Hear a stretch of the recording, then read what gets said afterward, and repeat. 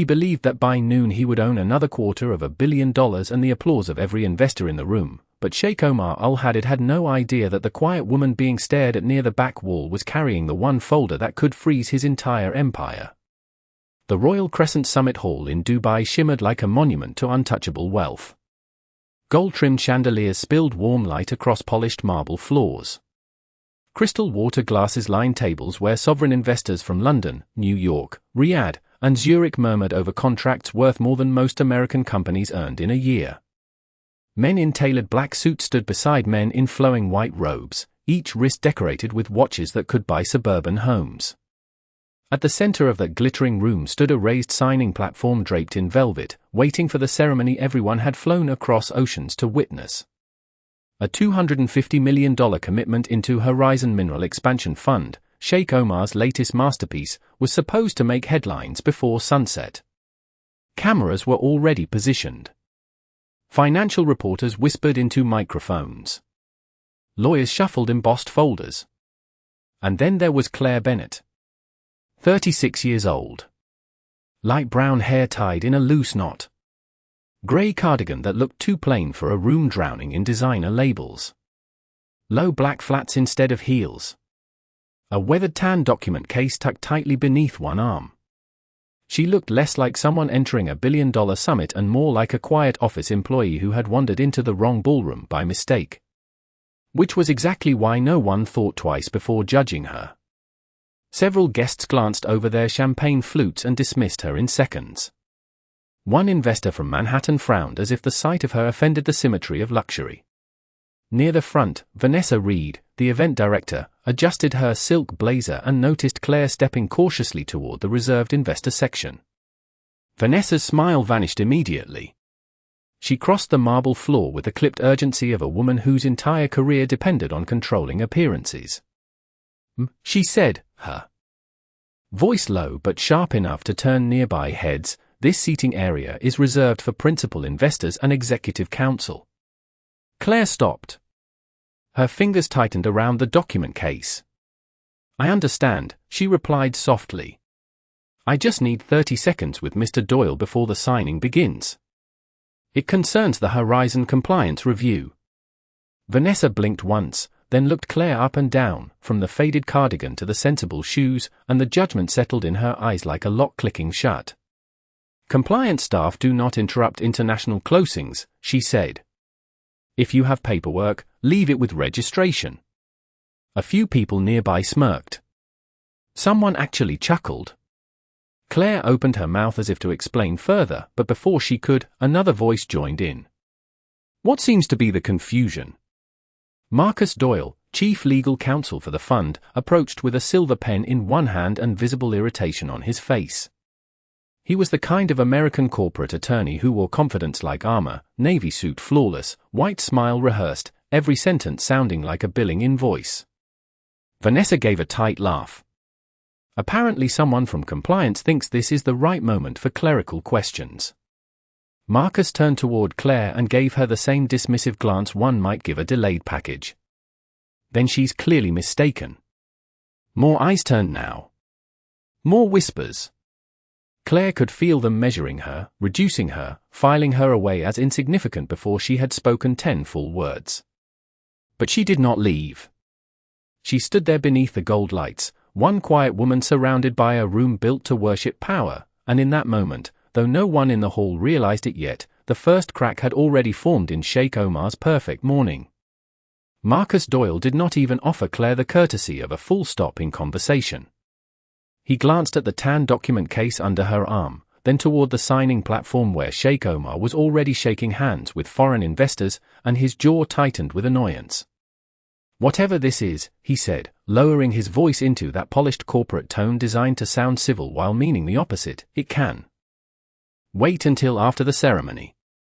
Claire swallowed once. It cannot, she answered. I reviewed the overnight transfer confirmations from the Cayman routing accounts. The numbers do not reconcile with Horizon Minerals' declared assets. There are duplicate authorizations tied to shell vendors. Marcus gave a short laugh, not because anything was amusing, but because dismissal was easier than listening. You are from regional compliance, correct? Claire nodded. Temporary forensic review assignment. Vanessa folded her arms, now visibly entertained. Temporary, she repeated, as if that one word settled Claire's entire worth. Marcus leaned slightly closer. Then let me explain how this works. Billion-dollar international funds do not pause because a back-office reviewer thinks she found a spreadsheet discrepancy. The phrase spreadsheet discrepancy drew a ripple of quiet amusement from two bankers standing nearby. One of them sipped sparkling water and smirked into the glass. Claire felt the familiar heat rise into her cheeks, not from confusion, but from being publicly reduced to something small. She had seen this pattern before in conference rooms from Boston to Chicago. Expensive people had a talent for making truth sound inconvenient when truth arrived in ordinary clothing. Still, she held her ground. Mr. Doyle, I am asking for 2 minutes, she said carefully. There are 17 entities receiving investor distributions that do not produce any traceable mineral shipments. I checked every customs filing twice. Marcus exhaled through his nose as if burdened by absurdity. Do you know how many jurisdictions this fund touches? He asked.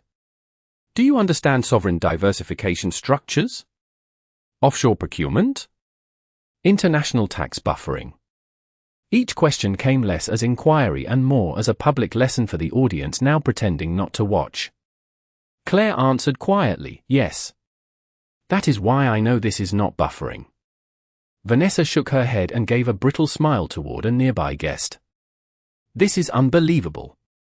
We are 30 minutes from live signatures and I am getting audited by Cardigan Girl. A few people laughed openly now. Not loudly, but enough. Enough for Claire to hear her humiliation echoed against marble. Enough for several investors to turn fully in their chairs. Enough for one younger associate at the registration desk to look down in second-hand embarrassment. Marcus extended his hand. Give me the file. Claire hesitated for half a second, then surrendered the tan case. He opened it, flipped through the first few pages, and his eyes moved faster than his expression. For one brief instant, something flickered there. Not comprehension. Concern. But it vanished almost immediately beneath practiced arrogance. He snapped the folder shut. Internal draft material, he announced. Unverified. Incomplete. Nothing here justifies disruption. Claire stared at him. She knew what he had just done. He had not reviewed the evidence. He had recognized it and decided the room was too expensive for panic. Mr. Doyle, she said, her voice lower now, page 14 contains mirrored wire numbers tied to Omar Holdings Aviation. Marcus cut her off sharply. That will be enough. The room quieted just slightly at the sudden edge in his tone. Vanessa stepped beside him, pleased to see authority hardening. Across the hall, camera operators adjusted lenses toward the velvet signing platform where Sheikh Omar Al-Hadid, radiant in an immaculate white robe beneath a charcoal ceremonial bisht, lifted his hand in greeting to arriving dignitaries. He looked every inch like a man untouched by ordinary consequences. Marcus tucked Claire's folder beneath his arm as if confiscating a nuisance and said the words he believed would end her. You are not qualified to interrupt this room. But as Claire looked past him toward Sheikh Omar's smiling face, something in her expression changed. The embarrassment was still there, but fear was not. And that difference, though almost invisible, would soon become the most expensive mistake anyone in that ballroom had made. Claire should have backed away. That was what everyone in the room expected from a woman who had just been dismissed by a senior attorney in front of sovereign investors, cameras, and people whose cufflinks cost more than her monthly rent. She should have lowered her eyes, apologized for the inconvenience, and disappeared toward the registration desk like a minor employee who had misread her place in the hierarchy. Instead, she did something far more dangerous. She looked directly at Marcus Doyle and said, "Then do not call it incomplete unless you are willing to deny page 22 out loud." The sentence landed with enough calm precision that even Vanessa stopped smirking. Marcus did not answer immediately. His fingers tightened around the confiscated folder. That tiny hesitation did not escape the notice of the men nearest him. Wealthy people were trained to detect weakness the way sharks sensed movement in dark water. One hedge fund manager from Connecticut narrowed his eyes. A Swiss commodities broker leaned subtly closer. Claire saw it happen in real time. Doubt, small but alive, had entered the room. Marcus recovered quickly. "Security," he called without turning his head, "please escort Ms. Bennett to the administrative corridor until this event concludes." Two hotel security officers near the east pillar straightened and began moving toward her with measured professionalism. No one touched her.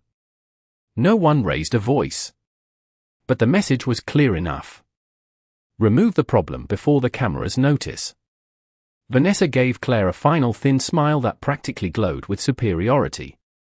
"This is an international investment summit, not an employee grievance hearing."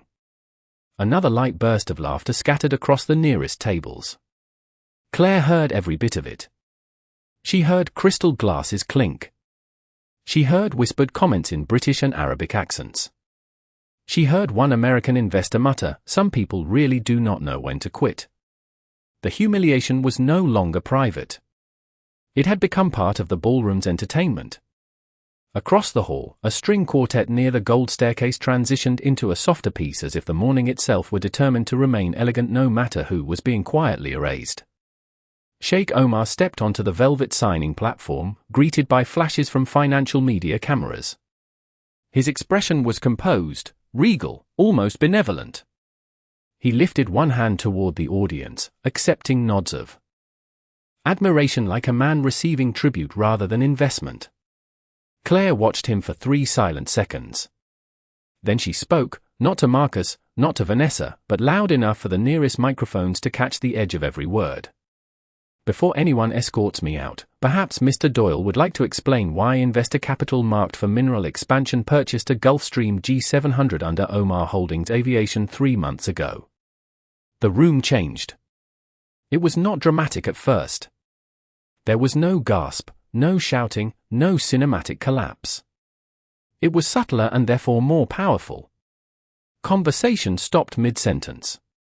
One reporter lowered her notepad and looked up. Marcus Doyle went completely still. Vanessa blinked twice, suddenly unsure whether this was still a nuisance or something far more radioactive. Even the 2 security officers slowed their approach. Sheikh Omar, halfway to the signing table, turned his head. Slowly. Deliberately. His eyes found Claire from across the ballroom. They did not yet show fear. Men like Omar had trained themselves too well for that.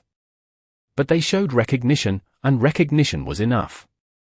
He knew that sentence was not random. Claire took one step forward, her voice no longer trembling at all. "Because I have the aircraft registration, the mirrored transfer IDs, and the vendor signatures that route back to 17 shell corporations." No one laughed this time. The ballroom, which minutes earlier had treated her like an overdressed clerical inconvenience, now felt suspended beneath invisible tension. Marcus finally found his voice. "Ms. Bennett, that is confidential material and you are dangerously out of line." Claire answered with the same unnerving steadiness. "No, Mr. Doyle." Dangerous was moving $250 million into a fund built on paperwork that cannot survive public light.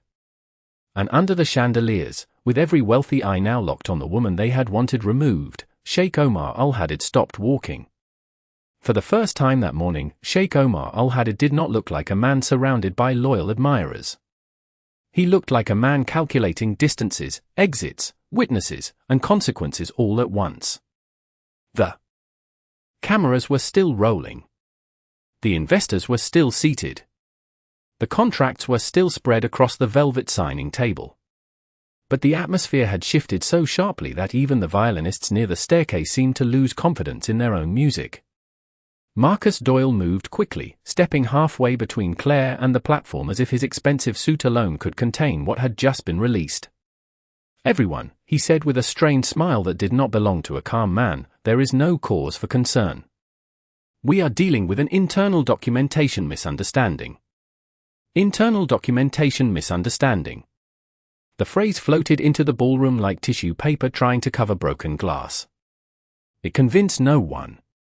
Claire could see it in the faces around her.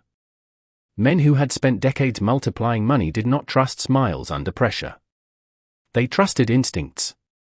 And every instinct in that room had just awakened. A London fund director slowly lowered the pen he had been using to review his contract. A woman from a Zurich commodities group whispered something to her assistant, who immediately began typing on a tablet. Near the media riser, two financial reporters exchanged a glance that said the same thing without words. This story had just become far more valuable than a routine signing ceremony. Vanessa Reed stepped in with brittle confidence, desperate to restore the choreography of power. "Ms. Bennett," she said, louder now, "you are jeopardizing a private financial event with unsupported allegations." Claire turned to her. "Unsupported," she repeated. Then she looked back at Marcus. "You opened the folder. You saw the mirrored transfer logs." Marcus's jaw flexed. "Those documents are preliminary." Claire answered, "No. Those documents are certified copies from overnight banking confirmations routed through Cayman National, Abu Dhabi Commercial, and Delaware proxy registries." Several heads turned sharply at the specificity. This was no longer the language of vague accusation. This was the language of someone who had receipts. Sheikh Omar descended one slow step from the platform. His face remained controlled, but his eyes had hardened into something colder than irritation. "Who authorized you to speak in this room?" he asked. His voice was smooth, accented, and deceptively quiet, which somehow made the question heavier. Claire met his gaze from 30 feet away. "No one," she said. "That is why I had to force this room to listen." A hush fell so completely that the click of a photographer adjusting lens focus sounded unnaturally loud.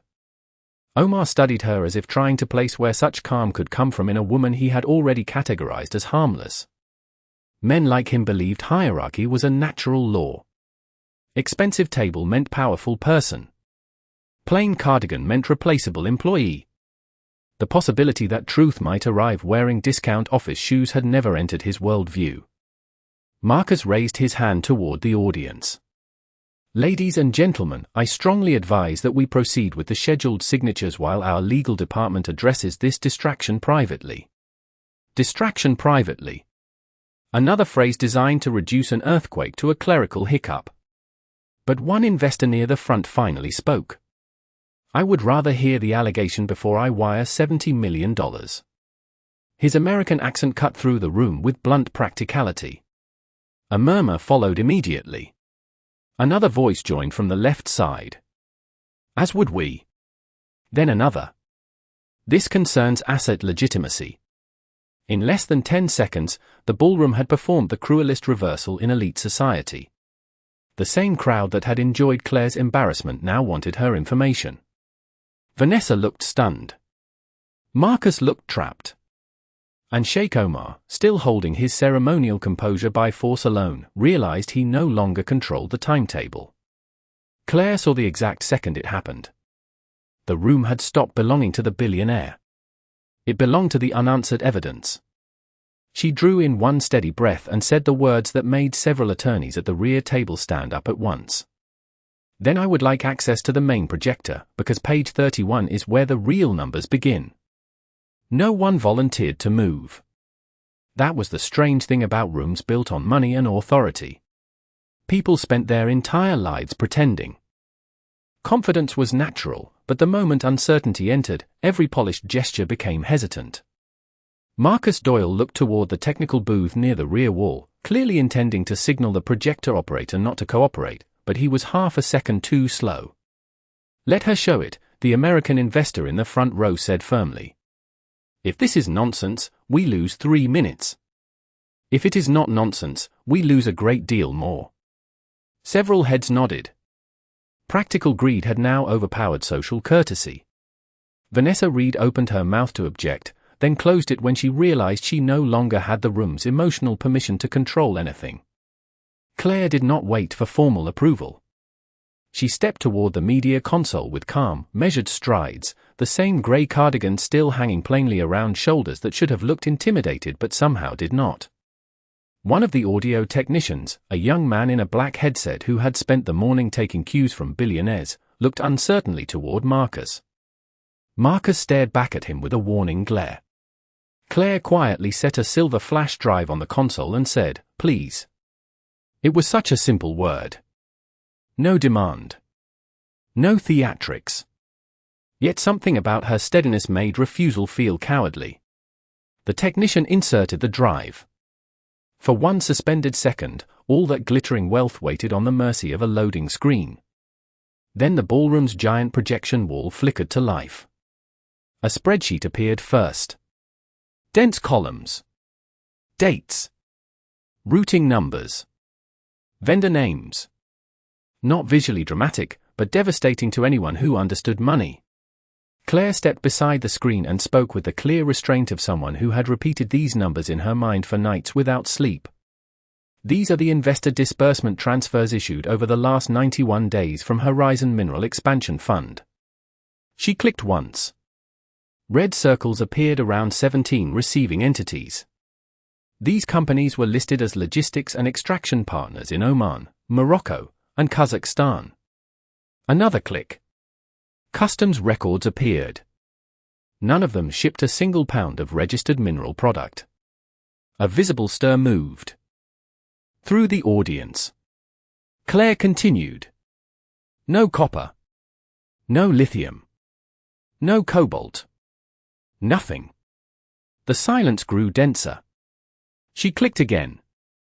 New lines connected the shell entities to a secondary chart. Instead, each payment was routed through mirrored intermediary accounts and returned as inflated asset performance reports, creating the illusion of external growth. One British investor whispered, "Good Lord." Marcus Doyle stepped forward sharply. "This presentation is unauthorized and lacks legal context." Claire did not even look at him. "Page 18, she said to the technician. The screen changed. Aircraft invoices filled the wall. Tail numbers. Luxury maintenance records. Fuel contracts. International hangar fees. Claire finally turned toward the crowd. $38 million from investor capital purchased and serviced private aviation assets under Omar Holdings Aviation. The words landed like dropped stone. Every eye in the ballroom moved to Sheikh Omar. He had not sat down. He had not spoken. He simply stood beside the velvet signing table, one hand resting near the gold ceremonial pen, his expression held together by discipline alone. But his stillness was beginning to look less like confidence and more like containment. Claire pressed on. The remaining routed funds financed undeclared property acquisitions through Delaware and Malta proxies. A woman near the Zurich table audibly inhaled. Another investor reached for his phone. Marcus snapped, "No one is to leave this room until legal review is completed." It was the wrong sentence. It sounded too much like panic disguised as procedure. Claire saw several people exchange alarmed looks. They were no longer attending a summit. They were trapped inside a possible fraud scene. She clicked once more, and this time the screen displayed signature authorization overlays. Multiple forms. Multiple dates. Multiple transactions. One signature repeated with mathematical precision. Claire lifted her eyes to Sheikh Omar and said, in a voice so controlled it felt colder than accusation, "And every false authorization leads back to one approving executive." The projector light washed across Omar's face. The room held its breath. Claire raised her hand toward the glowing signatures and prepared to say the name everyone already feared. Sheikh Omar Al-Hadid, Claire said, and hearing the full name spoken in that quiet American voice did something no one in the ballroom had expected. It stripped the billionaire of ceremony. No title. No honorific. No protective distance. Just a man attached to numbers on a screen. Several investors shifted in their seats as if the air itself had become less breathable. Omar finally stepped away from the signing table and clasped his hands in front of him with controlled elegance. "This is a serious accusation," he said. And serious accusations made by junior staff without full context often create unnecessary theater. Under different circumstances, the sentence might have restored him. He delivered it with the polished patience of a man accustomed to boards, ministers, and television interviews. But Claire noticed the one detail cameras could not hide from a trained observer. His right thumb kept pressing lightly against the edge of his left palm, over and over, a private rhythm of stress. She had watched that same involuntary motion on surveillance interviews, audit depositions, and congressional testimony clips. Powerful people always believed they could control their faces. Hands were usually less obedient. Marcus Doyle seized the opening. "Exactly," he said, turning to the audience. "This is a misinterpretation by a temporary forensic reviewer who does not understand international sovereign liquidity structures." Claire looked at him for the first time in nearly a minute. "Temporary reviewer," she repeated softly. "That is interesting, Mr. Doyle, because your office signed my independent escalation request 12 days ago and marked it urgent." She nodded to the technician. Page 42. The screen changed again. An internal legal acknowledgement form appeared, complete with digital timestamps, routing signatures, and one highlighted notation from Marcus Doyle's office: potential exposure significant if disclosed. The room reacted this time. Not loudly. Just a wave of movement. Chairs creaked. Tablets were picked up. A banker at the far table removed his glasses and stared harder, as if better vision could somehow improve what he was reading. Marcus went pale in a way expensive men rarely allow themselves to do in public. "That document is privileged," he said. Claire answered, "So was investor money." The sentence fell like ice. Sheikh Omar's expression tightened. "You obtained internal counsel files illegally." Claire shook her head. "No. I uploaded every discrepancy through the formal review portal 6 business days ago. Your legal department buried it." A reporter near the media riser began speaking rapidly into her phone. Another camera pivoted away from the decorative signing backdrop and zoomed directly toward Omar. The optics of the room were collapsing by the second. What had been designed as a celebration of unstoppable wealth now looked like a televised waiting room before a financial storm.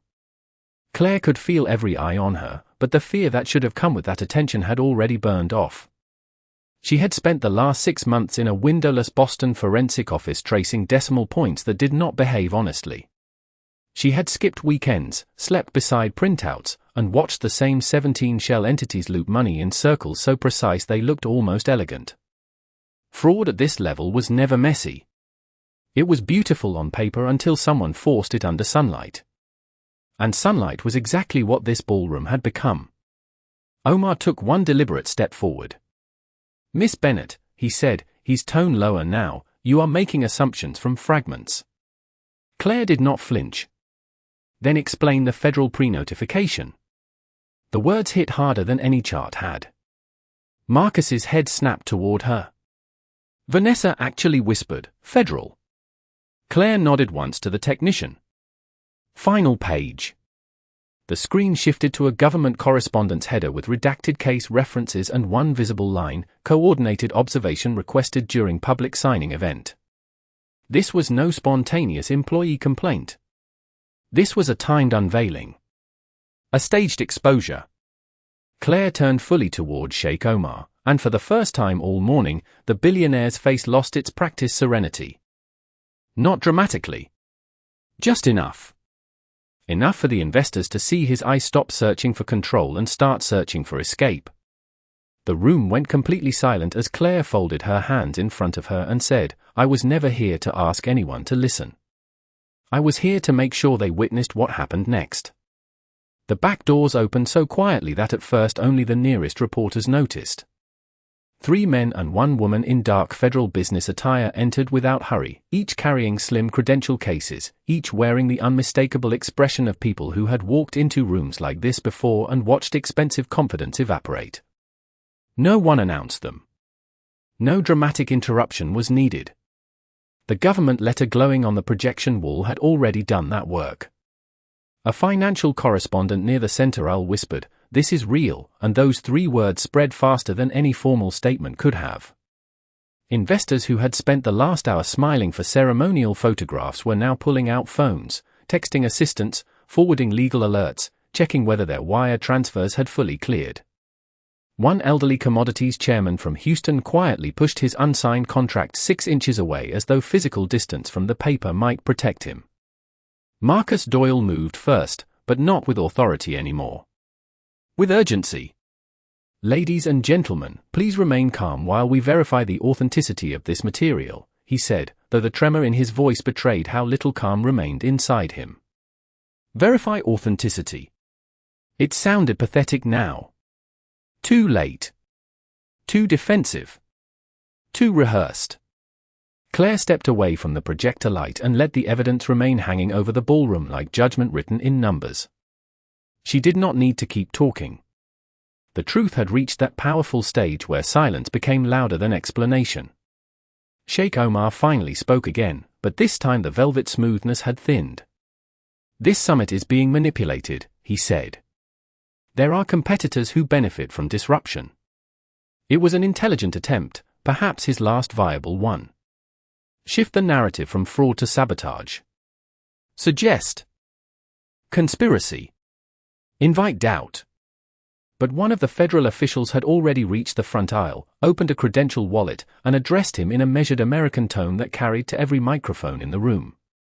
"Sir, we are here pursuant to an active cross-border financial fraud inquiry. We advise that no documents leave this ballroom." There it was. Formal language. Clinical language. The kind that ended all luxury illusions instantly. Vanessa Reed sank into a nearby chair as if her knees had simply stopped negotiating with reality. Marcus Doyle opened his mouth, closed it, then looked toward Omar with the desperate face of a man silently asking whether there was still a script left to follow. There was not. Claire watched the billionaire Sheikh under the chandelier glow and saw the precise second composure became paralysis. His eyes moved to the giant signatures on the screen, then to the federal credentials, then to the rows of investors who were no longer admiring him but studying him the way lenders study risk before pulling credit. His hand drifted toward the gold ceremonial pen on the signing table, and then stopped there, hovering above it without touching. Frozen between the image he had planned and the reality now swallowing him. Cameras captured everything. The unfinished contract. The sweat beginning to gather at his temple. The investors leaning away. The legal counsel saying nothing. Claire remembered Vanessa mocking her cardigan less than 20 minutes earlier, remembered Marcus calling her a temporary reviewer, remembered the laughter that had bounced off marble when they thought she was too small to matter. Now no one even breathed loudly. The room had gone so still that the low hum of the projector fan sounded almost thunderous. One federal investigator turned to Claire. "Ms. Bennett, thank you. We have what we need." She gave a small nod, but did not take her eyes off Omar. Men like him built entire empires on the assumption that ordinary people would stay intimidated long enough for lies to become institutions. This morning, one ordinary woman had refused. Omar's lips parted as if to issue one final command, one final denial, one final billionaire correction to a world that had always obeyed him. But no words came. Under the gold lights, before the cameras, before the investors, before the signatures that would never be signed, the billionaire Sheikh stood motionless while the entire ballroom watched a man discover that there are moments when money cannot purchase even a single second of control. What happened next was almost more humiliating than accusation itself. No one rushed to defend Sheikh Omar. No loyal chorus of executives stepped forward with polished explanations. No investor stood up to question Claire's credentials anymore. In elite rooms, allegiance lasts only as long as confidence does, and confidence had drained out of that ballroom like water through cracked stone. The men who had been smiling beside Omar for photographs now shifted subtly away from him, each creating a few extra inches of distance as if scandal were somehow contagious. Marcus Doyle loosened his collar. Vanessa Reed stared blankly at the floor. Even the technical crew, who had spent the morning obeying event commands with military precision, had stopped taking instructions from anyone except the federal officials. Claire stood near the projector console with her hands folded calmly in front of her, almost forgotten in the visual chaos she had created, yet somehow the most stable person in the room. One of the investigators began quietly speaking with the Zurich delegation. Another requested all digital signing records from the media desk. The federal woman at the center aisle opened a thin folder and began reading procedural statements in the same neutral tone a doctor might use while discussing an irreversible diagnosis. There was no shouting. No dramatic confrontation. Just administrative certainty. And somehow that was colder. Omar finally attempted movement, a slow turn toward Marcus Doyle, perhaps expecting counsel, perhaps expecting strategy, perhaps simply expecting someone to tell him this could still be contained. Marcus did not meet his eyes. That betrayal, small and silent, was visible to everyone. The billionaire's legal shield had just become another frightened man in an expensive suit. Claire watched Omar's face carefully. Until this point he had been fighting to preserve image. Now he was calculating survival. It was a different expression entirely. His gaze moved toward the side exit near the private hospitality lounge, then toward the bank of reporters, then back to the government credentials. Every route looked blocked, not physically, but reputationally. There would be no elegant departure from this. The world had already begun recording. One financial journalist near the front whispered into her microphone, "Sources now confirm a live federal intervention tied to alleged investor fund diversion." Those words would be online in under 60 seconds. Omar knew it. Claire knew he knew it. The empire was collapsing not with explosions, but with notifications.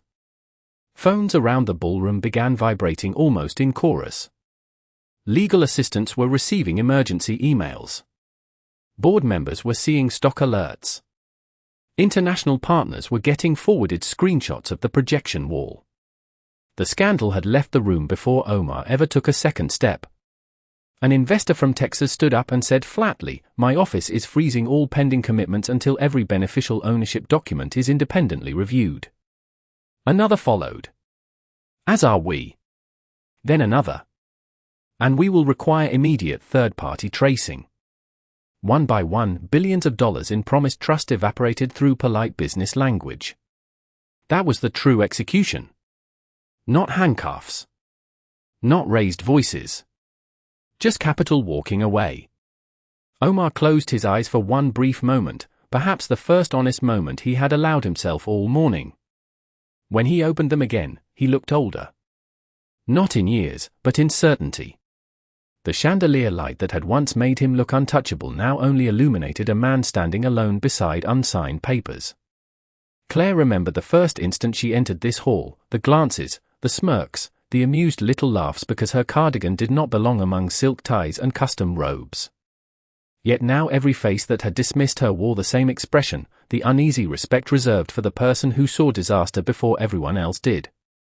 One of the federal officials approached Claire and quietly handed back her tan document case. "You may keep your original copies," he said. She accepted it with a simple nod. Across the marble floor, Sheikh Omar looked at her one final time. Not with anger now. Anger required a sense of superiority. This was something closer to stunned recognition. He was finally seeing her clearly, and it was costing him everything. By the time the federal officials began collecting signed identification from every executive at the front tables, the Royal Crescent Summit Hall no longer looked like a palace of triumph. It looked like a museum exhibit of collapsed certainty. The velvet signing platform sat untouched beneath television lights that were now broadcasting failure instead of prestige. Crystal glasses remained half full. Gold pens remained uncapped. Contracts worth $250 million lay open to pages that would never carry signatures. Around the ballroom, conversations had fractured into low urgent whispers, legal terminology, cancelled transfers, emergency calls to New York, London, and Geneva. Every polished promise that had filled this room an hour earlier had been replaced by the sound of institutions protecting themselves. Claire Bennett stood quietly near the rear console, tan document case once again tucked beneath her arm, exactly where it had been when everyone thought she was insignificant. Yet the room no longer saw a misplaced employee. They saw the woman who had walked into a fortress of wealth with enough evidence to make every chandelier feel suddenly cold. Marcus Doyle was escorted to a side table to answer questions from investigators, his voice now stripped of all the condescending certainty he had worn like a second tie. Vanessa Reed remained seated, staring at the abandoned guest itinerary in her lap as if printed schedules still mattered in a morning that had shattered beyond planning.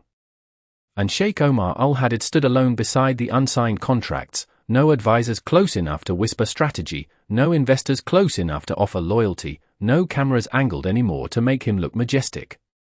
Isolation is a brutal thing when a man has spent years mistaking attention for respect.